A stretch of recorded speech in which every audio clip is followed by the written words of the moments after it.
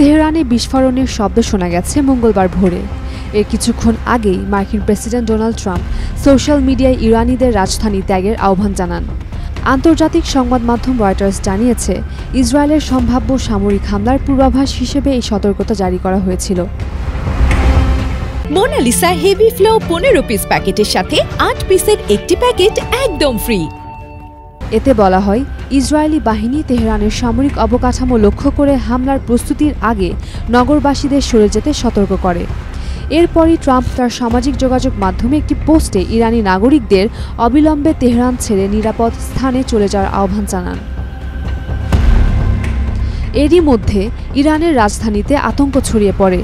স্থানীয় সূত্র বলছে, রাস্তাঘাট বন্ধ হয়ে গেছে এবং হাজার হাজার মানুষ নিরাপদ আশ্রয়ের সন্ধানে দৌড়াতে গিয়ে ক্লান্ত হয়ে পড়েছে। অনেকেই প্রশ্ন তুলেছেন, কিভাবে 1 কোটি মানুষ হঠাৎ করে শহর ছাড়তে পারে। ইসরায়েলের দাবি, তারা তেহরানে অবস্থিত রাষ্ট্রীয় মিডিয়া ভবনগুলোতে হামলা চালিয়েছে এবং এসব হামলার কিছু দৃশ্য সরাসরি টেলিভিশনে সম্প্রচার করা হয়েছে। এদিকে চলমান উত্তেজনার জেরে মার্কিন প্রেসিডেন্ট ট্রাম্প G7 শীর্ষ সম্মেলন ছেড়ে হঠাৎ করেই যুক্তরাষ্ট্রে ফিরে যান এবং জাতীয় নিরাপত্তা পরিষদের একটি জরুরি বৈঠকের ডাক দেন।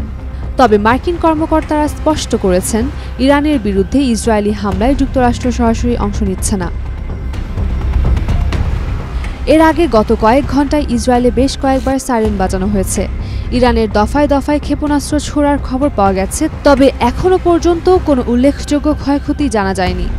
সোমবার ইসরায়েল জানায় যে, তারা তেহরানে ইরানের রাষ্ট্রীয় মিডিয়া ভবনগুলোতে হামলা চালিয়েছে। এ সময় হামলার দৃশ্য সরাসরি টেলিভিশনে ধারণ করা হয়। Umer Rumman Kranti, Daily Sun. For more updates, follow us on Facebook, subscribe our YouTube channel, get the latest update on www.daily-sun.com.